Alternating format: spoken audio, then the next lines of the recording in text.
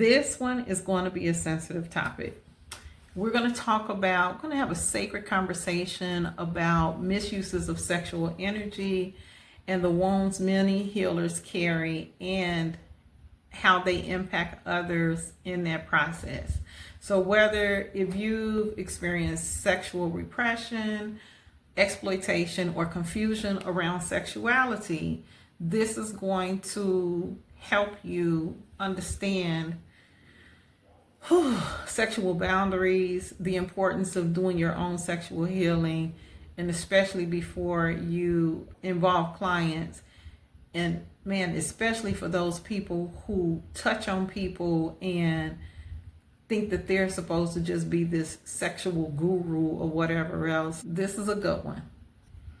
So the foundation of this is personal or collective sexual trauma, repression, or sexual energy manipulation. That's the foundation of it. So what that looks like is you may have had sexual trauma in your life. You've been repressed sexually. It could be early exposure to sexual energy. Think about anything sex related that has an adverse effect, and how or whether or not you've actually processed that and done the healing work of it. Now, I want to explain a few things. So I'm a medicine woman, so that you understand, I have held ceremonies. But before I began doing that work, I attended ceremonies. And I just want to share some things that I've heard, I've experienced, and witnessed. So there was a particular group that I was sitting in ceremony with. And this was early on in my ayahuasca journeys. And in those settings, there was excessive sexual energy. There was one guy in particular who would come in my room, and I would process a lot of times in bed because I was so sensitive to everybody else's energy during ceremony. And because I would get the chills so bad, I would cover myself with like several comforters, and I would still be shaking up under them. But there was one guy, he would come in there and he would just lay on top of me. And I took it as this person was just known for walking around, laying on people and hugging people. Until I learned that this guy was actually a sexual predator. He would violate women when they were in the medicine, sticking his hands down in their pants, things of that nature. In another instance, I met a lady who had told me at a ceremony that she had been waiting to meet me for some reason. And this lady began to explain to me about how she did some type of sexual healing work with people. But then she went on to tell me how she was a prostitute, how she called it an escort. She switched it up. She went on to tell me how she had mental imbalances, like she was bipolar, potentially schizophrenic, and some other things. But yet and still she was walking around calling herself a shaman, and she was actually involved with people claiming to help them heal. But yet she had all of these imbalances. Every time this lady came near me, I got nauseous and I started to throw up. That's how bad her energy was off. So in this journey of being in this world of plant medicines and entheogens, I learned more. I had a client who told me she was involved with a shaman. This man was having sex with her. But this same man was known to violate women and take advantage of women when they were under the medicine. He would condition them or temper them by greeting them, kissing them in the mouth when he first met them, didn't know them. And he would violate women under the medicine as well. And he has been outed. He was in Atlanta. I've heard many stories about that man. in particular. But these are just some examples of what it looks like when people become involved and they're claiming to be a healer, a shaman, and they have their own wounds, sexual wounds that they need to heal, that they have not processed. Therefore, it's two ways to go. Either you're going to help people to heal by first healing yourself of your sexual trauma, or you're going to become the predator. And all these people became predators. I do want to share that another gentleman that I met, he was talking about how he could manipulate people's sexual energy. So he would get people on the table, women on the table, and he would give them orgasms and things like that, some kind of way. I didn't get the full gist of it, but basically he thought that he was healing them through manipulating their sexual energy.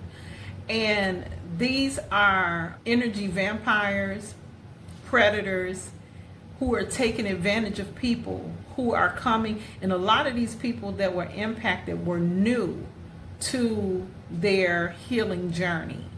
So they wound up being even more traumatized after encountering these people. When people are in these spaces, these healers who have sexual trauma that they have not dealt with, it can look like sexual shame or repression. So either they're ashamed of their sexual history, or they've repressed it, they've blocked it out, they don't want to deal with it, they don't want to talk about it. It's off limits because they're ashamed of what happened to them, not understanding that whatever experience that you have in this lifetime is one that you created or wrote for yourself, either before you came here or during your process of being here through your choices. The next one is over-sexualization or energy leaks. So over-sexualization, you all know what that is. Basically doing too much sexual energy. Oh, another thing, those ceremonies, those same people would have different events, and I never witnessed it, but I did have one young lady tell me about how they would have orgies or like threesomes, or it's just multiple people being involved in sexual actions, and they were acting like it was all love and light, like they're just flowing into each other and all that BS. Calling it, I don't know what the hell they were calling it, but that's what they were doing. The next thing is that a person with sexual trauma has pelvic or sacral energy blockages. All of that energy is stored down there, and physically it can look like a person has difficulty, like a woman with a lot of blockages, she may have painful intercourse. Men may not have the response, like they can't get it attention the way that they want to, or it's like I want to back up with the over-sexualization, meaning that they don't know the difference between healthy intimacy versus being just sexual. I'm going to tell you a good example of over-sexualization and stuff is that people, like I have clients and I've talked to many young people, they think that sex is just pounding.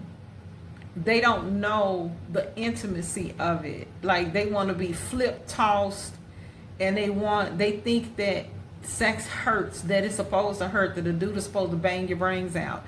And that's not what it is. But through society, through their experiences, through their sexual trauma imbalances, that's what they think that it's supposed to be. So that kind of goes into this other part, which is dysfunctional relationships with intimacy.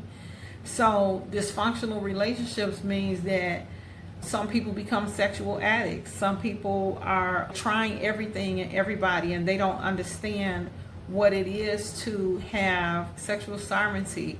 like respect for your body and understanding that you are exchanging energy with people every time you sleep with somebody, that there's an energetic exchange.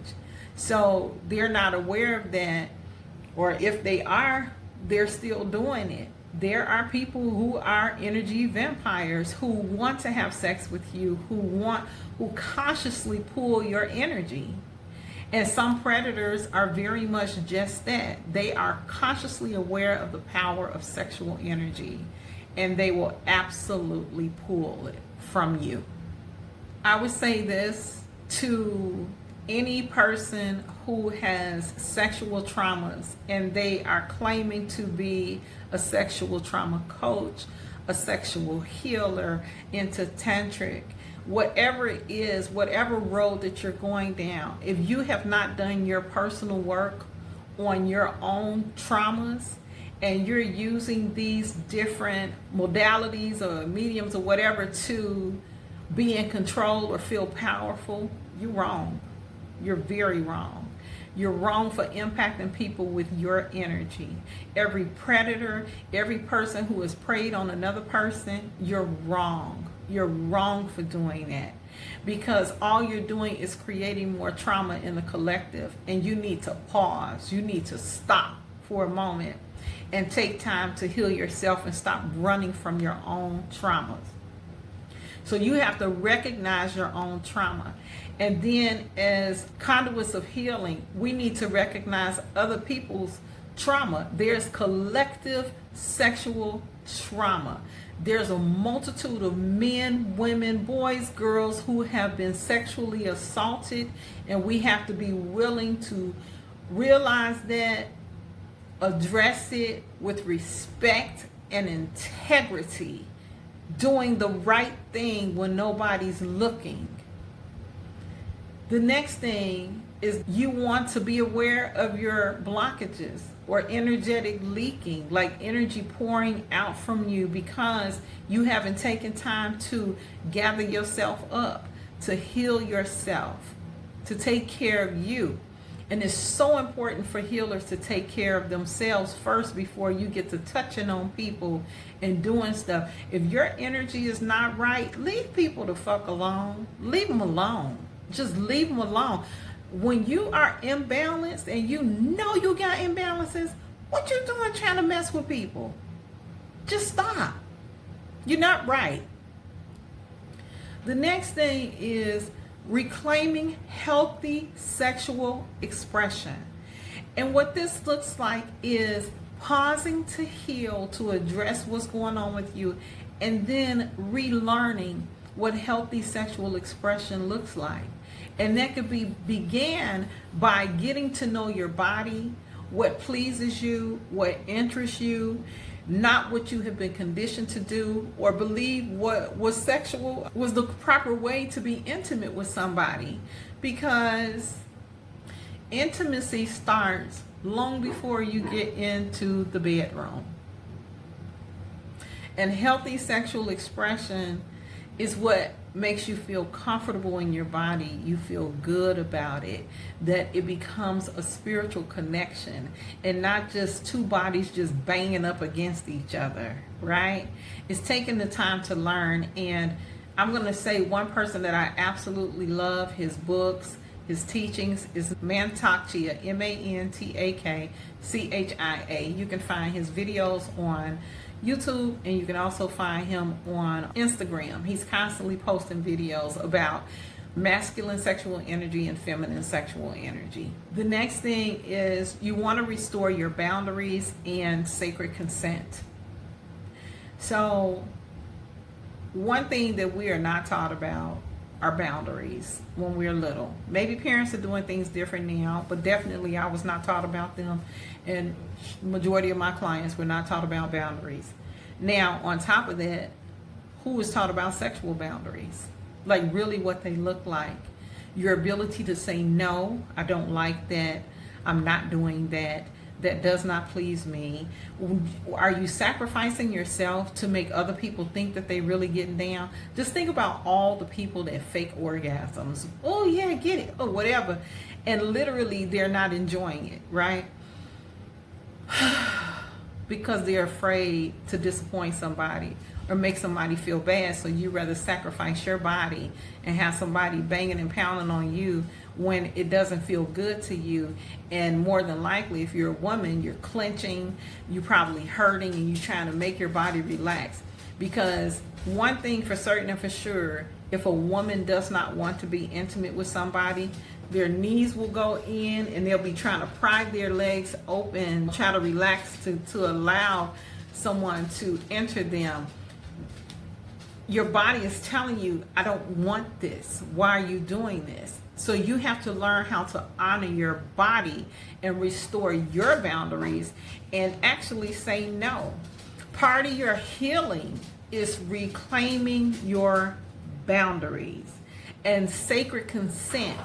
Sacred consent is a beautiful thing, because how beautiful would it be for somebody to ask you, may I please enter you? As a woman, may I caress your yoni? May I taste you, please? How beautiful would that be? That somebody's taking a moment to acknowledge you. And what if they talk to her? What if they took time to talk to her and say, you're so beautiful? You so X, Y, and Z. I can't wait to have the consent to enjoy you, right?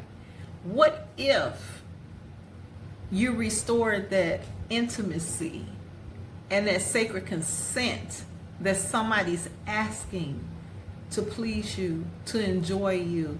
They're honoring the fact, and they know that they're entering something sacred. You're allowing somebody to enter you. That's not something to be given to everybody. Now, your healing looks like is embodying your sacred connection with yourself,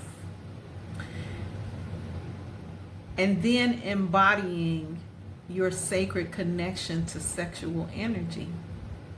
Learn about it, research it, understand who you are and what the power of that connection is. It's not just to be shared with anybody.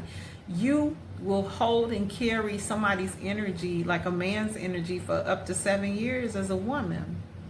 Their sperm stays within you for the rest of your life. Their DNA impacts your DNA. So just think about that. Like, how many bodies do you have on you? How many people are you carrying their energy of? Think about that. You want to establish your healthy boundaries and have conscious intimacy. Conscious meaning that you are aware, you are present. You're just not a body laying there and allowing somebody to just enter you, pound on you, do whatever. That you're making a choice with your heart, your mind, and your gut is all balanced in this act of intimacy. And you're not doing it like mechanically, robotic, like where you're just doing it to please somebody else, because literally they don't fucking matter when it comes to your integrity and your self-love. Like, literally, you come first. So don't sacrifice yourself to please somebody else, because if somebody wants to leave you because you tell them no, that you honor how you feel, your body, that you honor the fact that if things are not going right in your relationship, that you don't want to share your body with somebody, that you don't want to just have sex with somebody to make up, that somebody's pounding out their energy and aggression in you, honor your no's. And if they want to leave, let them leave. They want the right person for you. If they cannot respect your boundaries, and then you're going to reclaim your creativity, because your sexual energy is creative force. Your sexual energy is life force energy. And so you want to reclaim all of your energy. You can start calling your energy back to you, right? Call it back. I call back my energy from so-and-so, and I release their energy back to them. And you visualize and you see your energy coming back to you. Repeat it 3 times and nail that in. Do active releases of other people's energy and reclaim yours, because we do fragment our energy a lot of times when you're in communication with somebody, when you have had relationships with somebody, and when you've shared your body with somebody. Call your energy back to you to bring back your wholeness within you. As you do this work with yourself concerning your sexuality, the last thing that you want to do is feel empowered in your sensuality and your sexual expression, and understand that you don't owe anybody anything. Be mindful to not be that person that leads people on, be a temptress, things like that. You want to maintain respect within yourself, because how you treat yourself is how others are going to treat you. And if you don't respect yourself, they're not going to respect you. So if you see somebody treating you some kind of way, they feel like they can call you anything, treat your body any kind of way, expect you to show up even when you don't want to, roll over and hump on you, whatever it is that they want to do to you, then you have to look at yourself, because you've allowed it. You've agreed to it. You've said yes to it. And the only way it's going to change is when you say no. So this whole thing is ways for all of the people. But this has been part of the Heal the Healer series, for them to gain more integrity concerning their own sexual trauma and respecting other people's process in their healing. Don't take your trauma and put it on somebody else. They don't deserve it. It's not right. Take the time to heal you before you start messing with other people. Okay? All right.